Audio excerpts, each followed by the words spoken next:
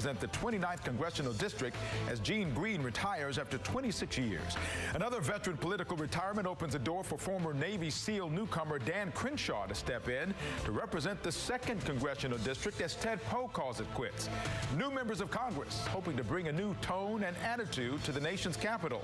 On this week's Houston Newsmakers. From KPRC Channel 2, this is Houston Newsmakers with Cambrell Marshall.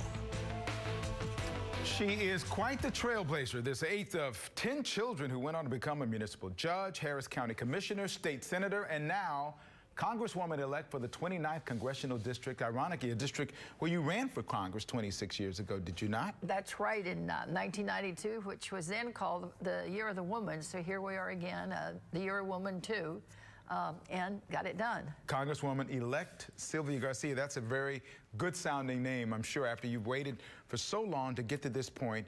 Now that you've done this, now that you are about to go in, what are the constituents in your district telling you is their priority, and what's going to be your priorities when you get to D.C.? Well, you know, the priority for my district, I think it's the same as it is for working families all across America, is about good jobs, jobs that hold families together, jobs where they can bring a good quality of life for their families, make sure their kids go to good schools, that they have health care.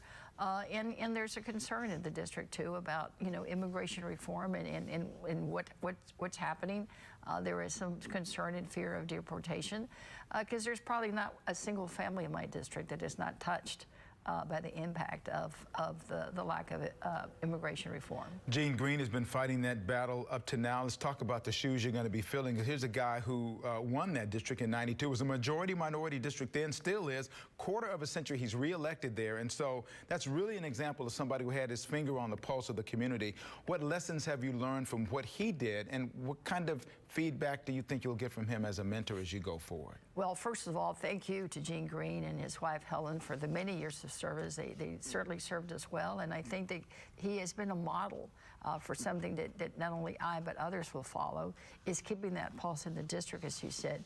He came home every weekend. He did town hall meetings. He did a lot of service projects for the community, you know, citizenship workshops, immunization days, career days, scholarship days. And I've assured everyone that I will continue, not only do those, but continue to do them and hope to make them better. You've been doing a lot of that anyway. I mean, as a state senator, you've always been involved in the community and that sort of thing, so I'm sure that they'll look forward to seeing that continue to happen. One thing that has not been so kumbaya-ish is what you're getting ready to go into, is the partisanship that's been eating away at Washington, D.C. and the rest of the country. That divide has been blamed for a lot that's not getting done. What do you hope that you're going to bring to the dialogue in Washington, D.C. to perhaps make a change in that atmosphere? Well, here's the good news. It's not only me, but it's so many of the new members of Congress on both sides of the aisle that are really committed about change. They're committed to bringing a little more collegiality and working together spirit in the Congress. And I think there's going to be enough of us working on both sides to make a difference within our own caucuses, which will then help the overall public good. So for me, it's about working together. I've certainly demonstrated that in the Senate. All you have to do is look at the seatbelt on school buses bill. That had been proposed and been worked on for 10 years. Mm-hmm. And I knew the only way to get it done would to work across the aisle. So I found a House sponsor that's a Republican who had had a bus accident in his district from the Beaumont area. And then I had a bus accident here in Houston. We worked together, we got it done, and we had a Republican governor sign it. So it's, if we find the issues that we can agree on that impact all communities without getting too involved in the rhetoric and the red meat, I think we can get some things done. 10 years? We certainly see that with the prison reform bill, a criminal justice bill that just got passed this week.